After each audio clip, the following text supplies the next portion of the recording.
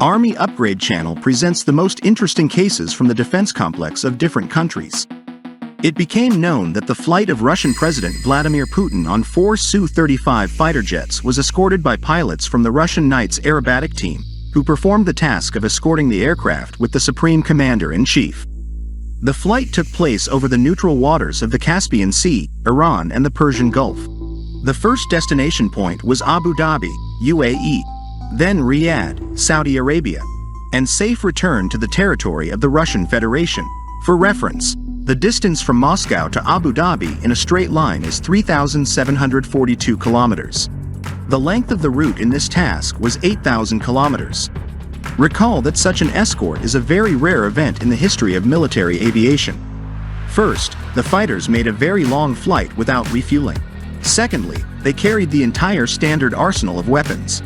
The escort was conducted in 3 stages. At the intermediate airfields, the maintenance and refueling of aircraft was carried out by the personnel assigned to the advance team. From the point of view of logistics, coordination and the volume of decisions made, the task was not an easy one. The flight crew performed it also at night. We will talk about the night later. Over Iran, the group was escorted by Iranian Air Force pilots on F-4 airplanes. In the Persian Gulf area, the baton was continued by UAE Mirages. Equipment and altitude equipment were determined, apparently, for the reason that the pilots were not engaged in a display of aircraft, but in a combat mission, the purpose of which did not include spectacular buildings and work for the public.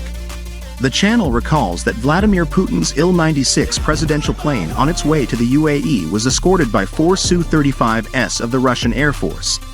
Each fighter carries R-73 and R-77 air-to-air missiles on its external suspension. The Russian president had talks with UAE leader Mohammed bin Zayed Al Nahyan. This is how Vladimir Putin was greeted at the Qasr Al Watan presidential palace in Abu Dhabi. Russian flags along the road, a festive band, camels and volleys from cannons.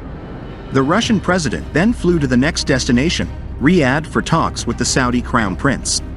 For the U.S. decision to decommission the legendary A-10 Thunderbolt II attack aircraft, see the end of the video at the link.